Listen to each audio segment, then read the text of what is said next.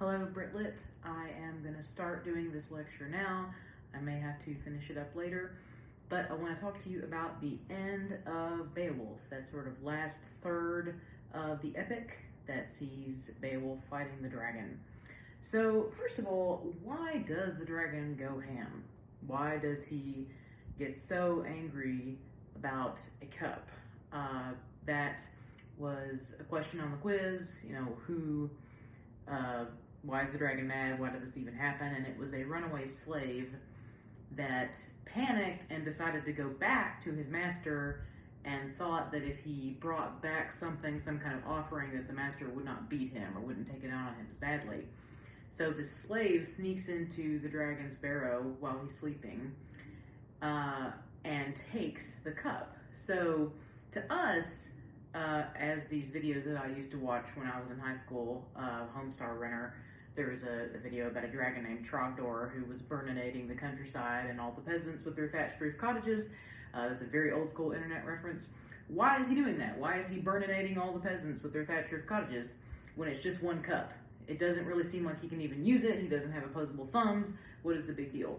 Well, it actually completely goes back to what we talked about the last time, which is that whole deal with sacred boundaries. So that also applies to the dragon. You may not be familiar with the barrow and what that looks like. So if you're familiar with the concept of an Indian mound, it's kind of similar to that. But you can look it up. If you Google like Beowulf treasure mound or Anglo-Saxon burial mound, it'll probably come up with an image. But basically, it'll just be kind of in the middle of a field, and it'll just be sort of a little kind of bump that comes up out of nowhere, and there'll just be like kind of a door like carved into the dirt, and then there'll be sort of like a little maze or a little area in there. And it actually narrates and talks about how this burial mound was actually put together by a dying civilization and a man who had no more people, and he very sorrowfully puts all of their artifacts in the ground. And then the dragon finds it and is like, this is a great place for me. It's free real estate. And then takes over it, and the dragon's been living there for, hundreds of years. And so it's not anything grandiose. It's just a little snug kind of den in the ground, because that's what they looked like back then. And this structure is going to come up again with Gawain and the Green Knight. But that is his sacred boundary. Just because he is a monster and because he's a dragon, that sense of safety and security and order that applies to his home and his sacred area was violated when the little slave got in there and took the cup. It effectively emasculated him, just like Grendel going into Harrowed over and over again emasculated Hrothgar and made him look bad. The dragon feels like his authority has been compromised and that he's been insulted by the fact that this little shrimp of a dude was able to go in and steal something from him. And that's why he goes ham. Does this sound familiar to you? Because if you are familiar with The Hobbit, it should sound familiar to you. The Hobbit was basically just Tolkien's redux on this section of Beowulf. And instead of a slave, it's Bilbo. And I guess it's the Arkenstone. To be honest, it's been since I was a kid since I read The Hobbit. I really need to go back and reread it. The later books, The Lord of the Rings, were much more effective to me. But that's kind of where The Hobbit comes from, is from this. Also, as I've talked about with Beth, Skyrim, the video game, was heavily influenced by Beowulf and that whole aesthetic. So he has had his boundaries compromised, and that's why he goes so crazy. So then Beowulf, we kind of have a time jump here. It goes forward 50 years. Beowulf has been ruling as the king of the Geats because Hygelac died, and then eventually Hygelac's son died, and there's just nobody else to take over. Interestingly, he never married. He never had kids. He was just focusing on taking care of his people. But he was a really good leader and a really strong leader, so this happens, and he has to go deal with it. He's now probably the age that, Hrothgar was. I think it actually says, I want to say he's like 70 or something. Somebody can find that for me. He's got a better memory. But I think he's about the age that Hrothgar was when everything went down before. And just like before, he only takes about 13 people with him to go deal with the dragon, including the slave, which is kind of funny. They're basically like, you started this whole mess, so you're coming with us. There's also a movie and a book by Michael Crichton called The 13th Warrior that takes this plot and puts a very different spin on it. So Beowulf gets there and he feels kind of nostalgic, and he has this sort of prescient moment of realizing that he is not going to make it out of this. That this is going to be his last battle. He's older. This is an enormous foe. This is a bigger foe than he's ever had to deal with before. And so he kind of turns to those guys in that moment, even though he may not even know them that well. We don't really know what led him to pick those dudes. And he's like, you know what, before we go do this, let me just talk to you about my life. And he kind of just has a little memoir moment and opens up about his childhood and how he got there. And Beowulf was given before his dad died, he was given by his dad as a ward to be raised by the king of the Geats. And that was an honor to be put in that position. And so he was raised along with Hygelac and his brothers almost like he was royalty.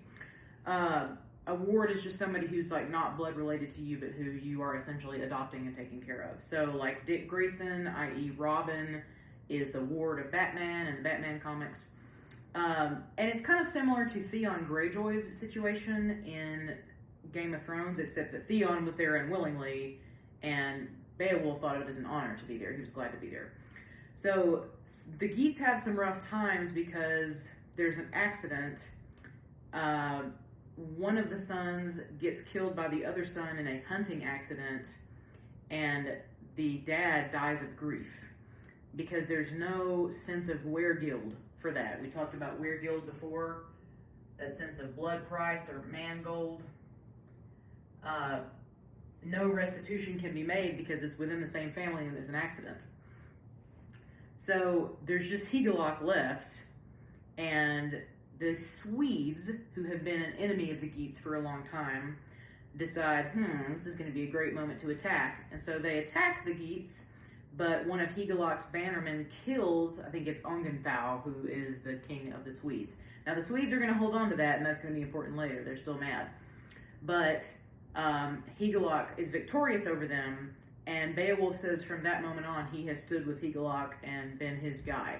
And he said that he was always in the vanguard for Hygelac, and that he wants to be in the vanguard now, and he wants to go out in front. And he says, I'm going to have to do this by myself. This is my job. I'm the king. None of you should have to do this, so don't come in with me. He also feels like he kind of has to apologize. Like before, he was like, man, I wish I could have had Grendel's whole body to give you. He's kind of a perfectionist. He's apologizing for the fact that he's wearing armor and a sword, and he's saying, I wish that I could just go mano a mano like I did with Grendel, but because of the molten fire that comes out of this dragon's mouth, I don't have that option. I have to wear armor and I have to have a shield. So he says bye and goes into battle. Now, you can interpret this however you want to. I sort of interpret it as when a grandparent or a parent says, don't worry about me, I'll be fine, I'll just go by myself, I'll just call a cab, I'll just go fight the dragon by myself, y'all stay here, I'm fine. Because they don't want to come out and ask for help. They need help though. So it's like Peep-Hop going in there to fight that dragon, and he's like, well, don't worry, you just stay there. But really he was probably hoping that the guys would be like, no, Peep-Hop, we're not going to let you go in there by yourself. And, they just going to sit there like dumbasses. So he goes in, starts fighting the dragon, and it's not going well at all. And then this guy named Wiglaf comes up, and he kind of comes out of nowhere like Randy Orton and makes this incredible speech, and I want to go over it with you. Because if you had me for Comp 1, you will recognize it as kind of a masterpiece of rhetoric. If you remember the rhetorical triangle, there's ethos, pathos, and logos. So this is what Wiglaf says to the other guys. I remember that time when the mead was flowing, how we pledged our loyalty to our lord in the hall, promised our ring giver that we would be worth our price, make good the gift of the war gear, those swords and helmets, as and when his need required it. He picked us out from the army deliberately, honored us, and judged us fit for this action, made me these lavish gifts. This is line 2640, by the way. And all because he considered us the best of his arms-bearing thanes. And now, although he wanted this challenge to be the one he faced by himself alone, the shepherd of our land, a man unequaled in the quest for glory and a name for daring. Now the day has come when this Lord we serve needs sound men to give him their support. Let us go to him. Help our leader through the hot flame and dread of the fire. As God is my witness, I would rather my body were robed in the same burning blaze as my gold giver's body than go back home bearing arms. That is unthinkable, unless we have first slain the foe and defended the life of the prince of the Weathergeats. I well know that things he has done for us deserve better. Should he be alone and left exposed to fall in battle, we must bond together, shield and helmet, mail shirt and sword. And then he gets up and he says, Go on, dear Beowulf, do everything you said you would do when you were still young and vowed you would never let your name and fame be dimmed while you lived. Your deeds are famous, so stay resolute, my lord. Defend your life now with the whole of your strength. I shall stand by you. It kind of ends with a pep talk moment. That whole beginning part is what we call pathos in the rhetorical triangle. It is a guilt trip. So, like, again, going back to the grandpa thing, if your parents think that you maybe aren't spending enough time with your grandparents, or there's something you need to do for them that you don't want to do, where they're like, think about all the stuff that Peepaw has done for you, and how he paid for your Boy Scouts, and he went and did this and that and the other, and all them fishing trips that he's taken you on, and this is how you're going to treat him, and he deserves better from you. That's basically what this is from Wiglaf.